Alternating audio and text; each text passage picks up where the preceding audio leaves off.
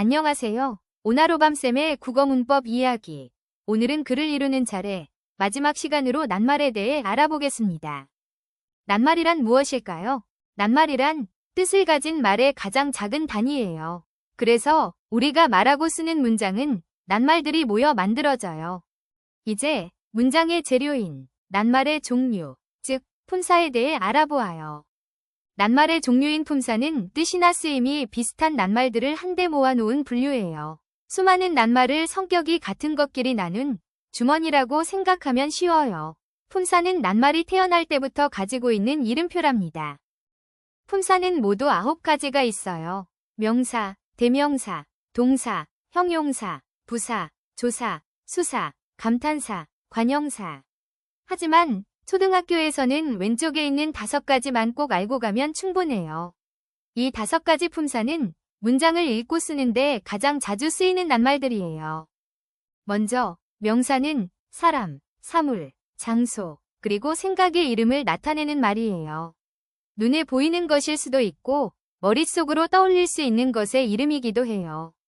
예를 들어볼까요? 사람의 이름에는 학생, 엄마, 선생님, 친구, 동생이 있고 사물의 이름에는 책, 연필, 가방, 의자, 공이 있어요.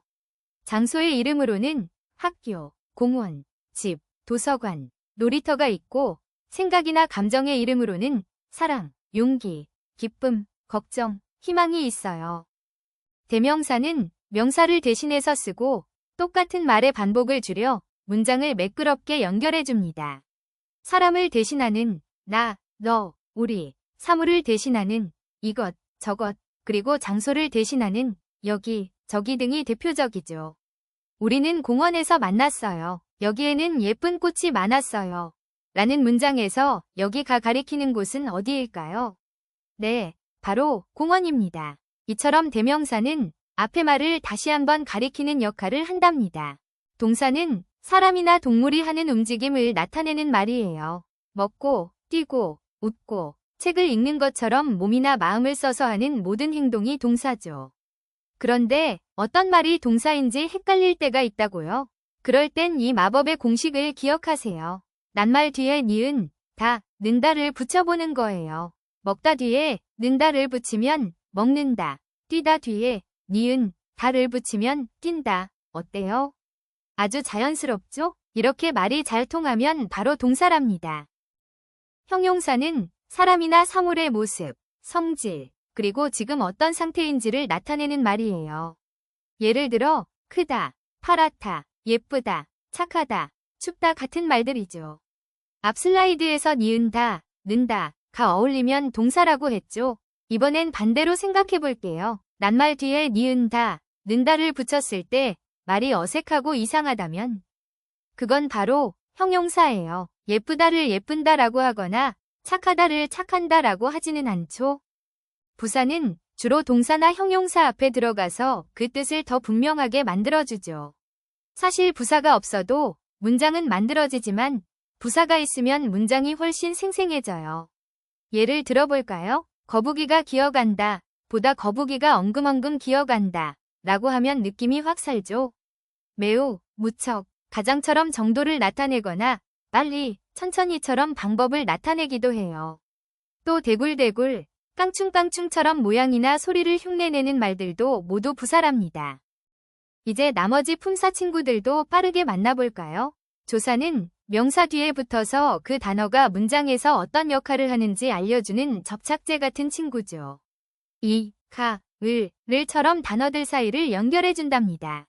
수사는 하나, 둘 같은 숫자나 첫째, 세 번째처럼 순서를 나타내는 말이에요. 감탄사는 기쁘거나 놀랐을 때 내뱉는 와, 어머처럼 내 느낌을 바로 나타내는 말이죠. 마지막으로 관형사는 명사 바로 앞에서 새, 신발, 헌, 옷처럼 어떤 물건인지 꾸며주는 역할을 한답니다. 지금까지 낱말의 종류인 품사를 배웠어요. 그런데 품사와 자주 헷갈리는 게 있죠. 바로 문장 성분입니다. 두 개의 차이를 지금부터 정리해 볼게요.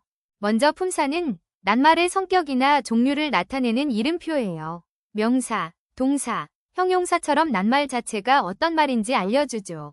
반면에 문장 성분은 그 낱말이 문장 속에서 맡은 역할, 즉 자리예요. 주어인지, 목적어인지, 서술어인지가 여기에 해당해요. 그래서 같은 낱말이라도 문장에 따라 역할이 달라질 수 있어요. 나는 밥을 먹는다에서는 목적어, 밥이 맛있다에서는 주어가 되는 거죠. 정리하면 낱말은 같아도 문장에서 맡는 역할은 달라질 수 있다. 이게 바로 품사와 문장 성분의 가장 큰 차이입니다. 이제 퀴즈 타임. 오늘 배운 낱말 내용을 잘 기억하고 있는지 확인해 볼까요? 다음 중 동사로만 묶인 것은 무엇인가요? 정답은 3번. 먹다, 뛰다, 웃다, 입니다. 다음 중 동사와 형용사를 구분하는 가장 대표적인 방법은 무엇인가요? 정답은 2번. 니은다, 는다를 붙여서 말이 되는지 확인해 봅니다. 다음 중 부사에 대한 설명으로 가장 올바른 것은? 정답은 3번. 주로 동사나 형용사 앞에 와서 그 뜻을 더 자세하게 해준다, 입니다. 다음 문장에서 철수가의 품사와 문장 성분을 바르게 연결한 것은? 철수가 밥을 먹는다. 정답은 1번. 품사는 명사, 문장 성분은 주어입니다. 오늘 배운 내용을 알잘딱깔센하게 정리해보아요. 낱말은 뜻을 가진 말의 가장 작은 단위이고 품사는 그 낱말이 어떤 성격과 종류인지 알려주는 이름표예요. 그리고 문장 성분은 문장 속에서 그 낱말이 맡은 자리와 역할을 말하죠. 그래서 같은 낱말이라도 문장에 따라 문장 성분은 달라질 수 있다는 것 꼭 기억하세요. 지금까지 오나로밤쌤이었습니다. 감사합니다.